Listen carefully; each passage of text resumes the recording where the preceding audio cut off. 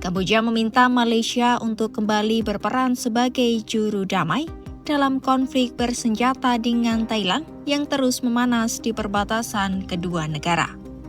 Kementerian Pertahanan Kamboja mengusulkan agar pembicaraan bilateral mengenai syarat-syarat gencatan senjata digelar di Kuala Lumpur, Malaysia, ketimbang digelar di Thailand seperti yang sebelumnya direncanakan. Permintaan tersebut disampaikan melalui surat resmi Menteri Pertahanan Kamboja Thea Seiha kepada Menteri Pertahanan Thailand Natapon Nartpanit tertanggal Senin 22 Desember 2025. Dalam surat tersebut, Thea Seiha menegaskan alasan keamanan menjadi pertimbangan utama mengingat pertempuran masih berlangsung di sepanjang perbatasan Thailand-Kamboja. Ia menyebut pertemuan perlu dilakukan di lokasi yang aman dan netral.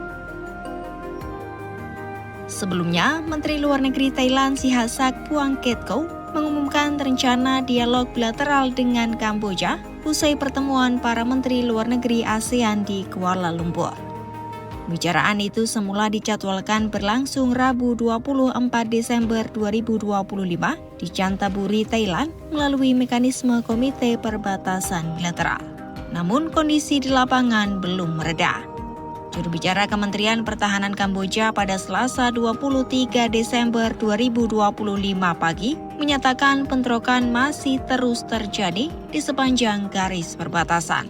Kamboja juga menuding Thailand masih terus melancarkan serangan udara ke wilayahnya pada Senin 22 Desember 2025 termasuk menembaki kota perbatasan Poipet tak lama setelah Bangkok mengumumkan rencana perundingan. Sementara itu, menanggapi permintaan Kamboja, Malaysia yang saat ini menjabat sebagai ketua ASEAN menyatakan kesediaannya menjadi tuan rumah pembicaraan damai tersebut di ibu kota Kuala Lumpur. Malaysia sebelumnya juga telah mendesak Thailand dan Kamboja untuk segera menghentikan pertempuran dan kembali ke meja perundingan. Menteri Luar Negeri Malaysia Muhammad Hassan menegaskan ASEAN harus melakukan apapun yang diperlukan untuk menjaga perdamaian dan stabilitas kawasan serta membangun kembali kepercayaan di antara kedua pihak. Excellencies, it is my hope that this special meeting will renew our efforts for a return to stability in the affected areas. ASEAN must do whatever it is necessary to maintain regional peace and stability. Our goal goes beyond de-escalating the tension. We must intensify trust building among the conflicting parties and provide the horizons for dialogue despite the prevailing differences. Desakan serupa juga datang dari Perserikatan Bangsa-Bangsa. PBB menyatakan mendukung upaya deeskalasi melalui dialog dan menyerukan kedua negara untuk menahan diri serta segera menghentikan seluruh bentuk permusuhan.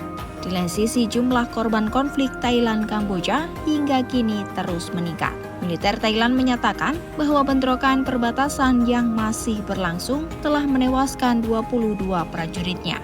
Sementara data dari Kementerian Kesehatan Masyarakat Thailand mencatat, sebanyak 38 warga sipil Thailand juga tewas akibat konflik yang berlangsung selama beberapa hari tersebut. Di lain sisi, Kementerian Dalam Negeri Kamboja melaporkan jumlah warga sipil yang tewas akibat bentrokan perbatasan dengan Thailand meningkat menjadi 21 orang.